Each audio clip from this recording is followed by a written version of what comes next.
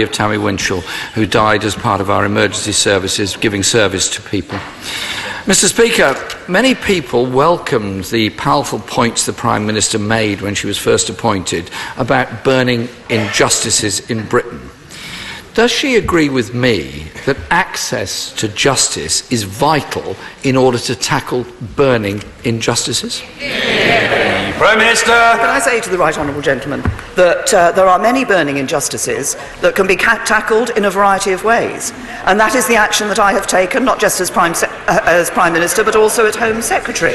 And I'll give him one example: the race disparity audit, which shines a light on inequality in public services. A race disparity audit which shines a light on inequality in public services and is enabling us to put into place action that helps to ensure that people across this country, whatever their background, will ensure that they have access to the public services they need. Mr. Speaker, this year marks the 70th anniversary of the Legal Aid and Advice Act. That act, introduced by the post-war Labour government, gave all people access to justice, not just the rich, and was an essential pillar of a welfare state and a decent society. The Tory Lib Dem coalition slashed legal aid in 2013, and the results are clearly very unfair. The number of law centres and other not-for-profit legal aid providers has more than halved. There are now legal aid deserts across the whole country.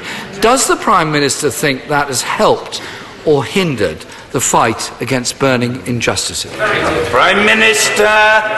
The point that I was making to the right honourable gentleman, and that he seems to fail to recognise, is that the whole question of burning injustices is not about just access to the legal system.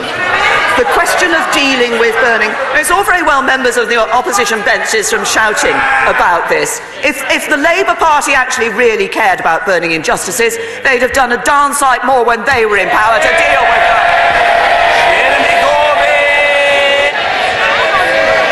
Mr. Speaker, some people have very short memories. It was the Tory...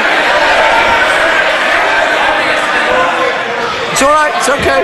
It's all right. It's okay.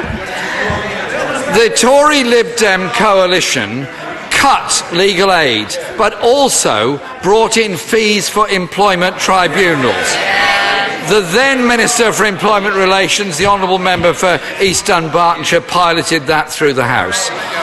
But since that time, my union, Unison, took the government to court and won, and as a result, employment fees were cancelled. The cuts to legal aid affect people, Mr. Speaker, like Marcus. Like Marcus, a 71-year-old on pension credit, a leaseholder who is threatened with being evicted. And he says, and I quote, "I've paid taxes and national insurance all my life. How is it right that I'm being bullied and threatened with homelessness? The state won't protect me." And he goes on to say, "I've been working to 2 a.m. every night for the past 6 months, collecting evidence. I've got no idea if I've prepared my evidence correctly." Doesn't Marcus, trying to save his own home, deserve legal aid to get proper representation